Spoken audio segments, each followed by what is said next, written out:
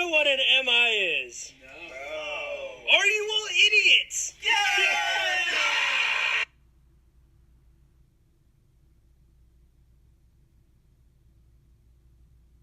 Okay. Hi, friends. My name is Sister Dummy, and I'm here today to talk to you about myocardial infarctions, aka a heart attack. I really hope you never have a heart attack. It's bad. But we're going to learn about it because we like to learn. Okay, so I'm here to talk to you about the pathophysiology. What happens to your heart when you're having a heart attack? No, not you, someone else. Okay. All right, so first, I'm going to teach you about the definition of a heart attack. A heart attack happens when your coronary arteries in your heart become totally obstructed, which leads to a loss of blood, ischemia, and a deficient amount of oxygen going to your heart, aka hypoxia. And this happens to your myocardium of your heart, which we're going to learn about. And so your myocardium then, it dies or becomes necrotic. Next, we need to learn about coronary arteries, okay? So coronary arteries, their main job is to supply your whole heart, your heart muscle, with blood so that it has nutrients to work. You need food to work, so does the heart, okay? So first, your right coronary artery is over here, and it supplies your right ventricle and your right atrium. Your left coronary artery is over here, which supplies your left atrium and your left ventricle. Lastly, you have your left descending artery over here, which supplies your left and your right ventricle and your septum of your heart right here. And those are very important because they pump out blood to the rest of your body. So you don't want a heart attack there. Not good. All right, next, we're going to talk about the myocardium, the heart muscle, okay? So its main job is to stimulate the heart so that it contracts and relaxes. When your heart contracts, that means it pushes blood out of the ventricles and either into the lungs or out to the rest of your body. When it relaxes, that's your atrium filling up with blood so that your heart can work properly.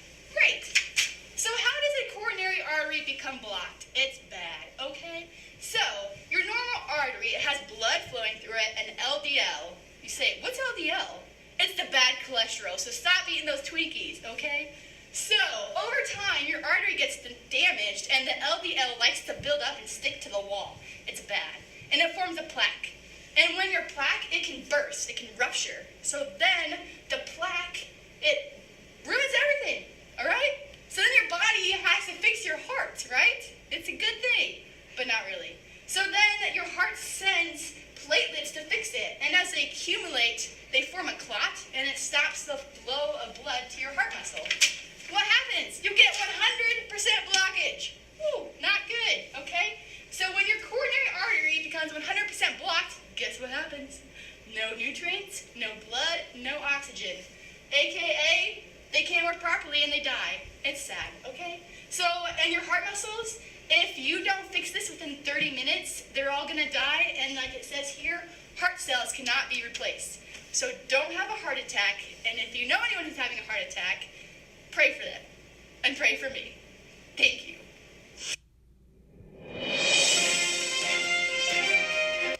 For all you dummies out there, the etiology of a heart attack is when the coronary arteries are blocked. This is called atherosclerosis. During an attack, one of these plaques can rupture and spill cholesterol and other substances into the bloodstream. Another cause is spasm of a coronary artery that shuts down blood flow from part of the heart. Using illicit drugs can also cause this spasm. Diabetes, history of preeclampsia, and other autoimmune disorders are also risk factors. Stay tuned for more.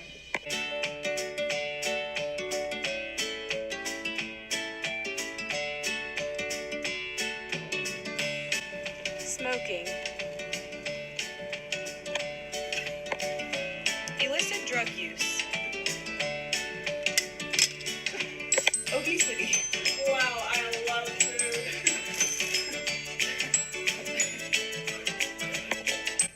Oh my gosh, nursing school is so hard. Holy crap, that's a lot of homework. God bless you. Lack of physical activity.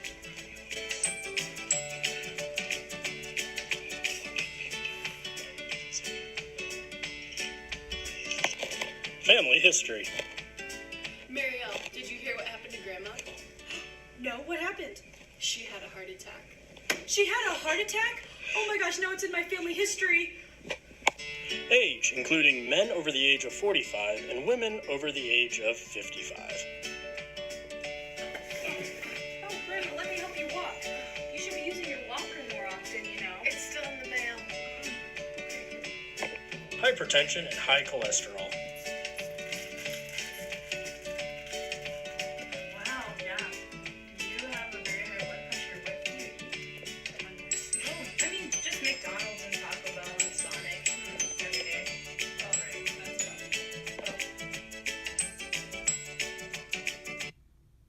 Hey guys, welcome to Benedict in ER. What's going on today?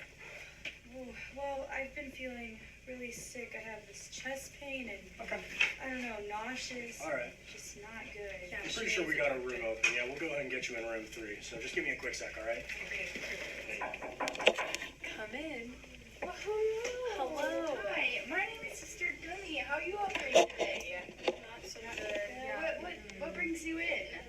Well, I was walking my dog with my friends here. Huge dog. Huge dog. Do you normally walk this dog? I usually walk the dog. Okay.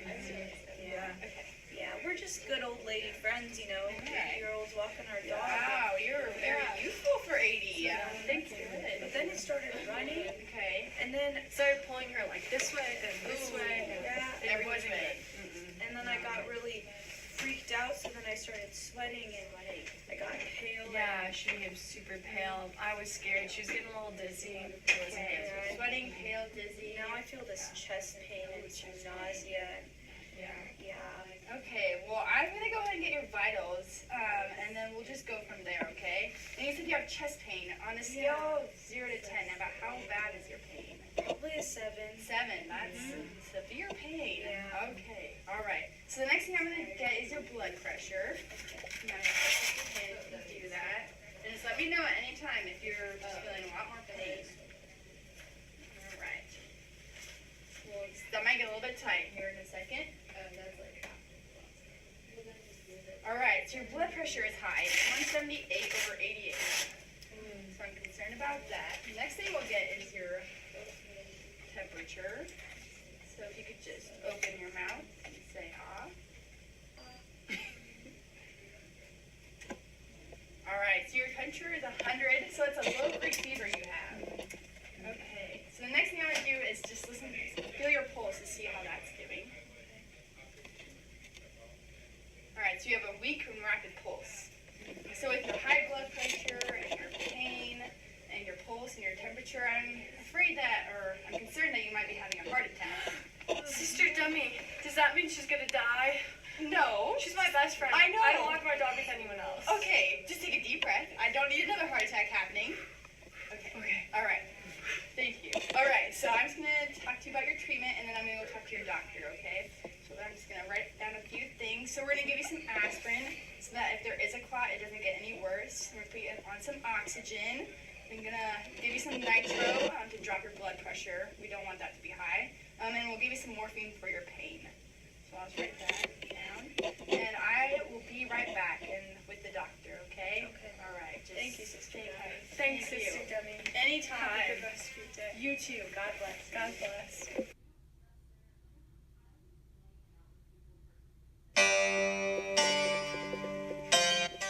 Why, hello there. So I heard you had an MI, and I bet you're wondering about what is the next step for you, aren't you?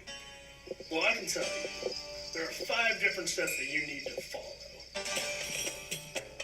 Well, the first step in this process is to take all your medications as prescribed by your doctor. These can include aspirin, beta blockers, as well as ACE inhibitors.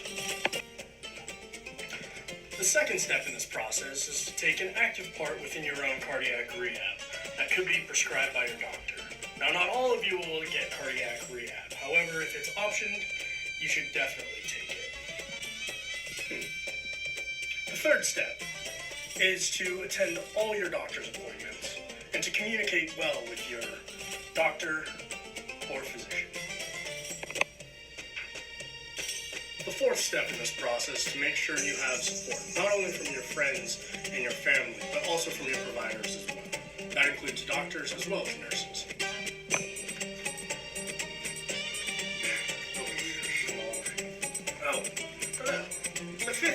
step is to manage your risk factors, such as high blood pressure, cholesterol, diabetes, and smoking as well. Those are not helpful in your recovery from an MI.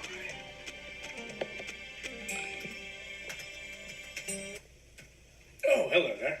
Now, these changes may not be easy. As a matter of fact, they may be downright difficult for you. But it's very important that these not become temporary trends. These need to be lifestyle changes. Now, it's very, very hard to make a lifestyle change, and we know that, and that's why we want to help you. But it's very important that these become lifestyle. This is going to take more planning on your part, more action on your part, such as meal prepping. Making sure that instead of just going out to McDonald's and getting a bunch of Big Macs or chicken nuggets, which are personally my favorite, however, it's about making that good food to keep your heart healthy. It's also about getting outside, making sure you're walking and keeping that heart healthy. Because remember, it's very important to prevent that next heart attack that could be coming down the road. And lastly, you need to develop your own base knowledge about your own condition. You need to know when you feel like it's coming back around. In case you have another heart attack, you need to know when to call 911 or go to the hospital, because prolongation makes your case worse. So you need to just be aware of this and make it lifestyle, not just trends. So are we idiots about MIs anymore? Yeah!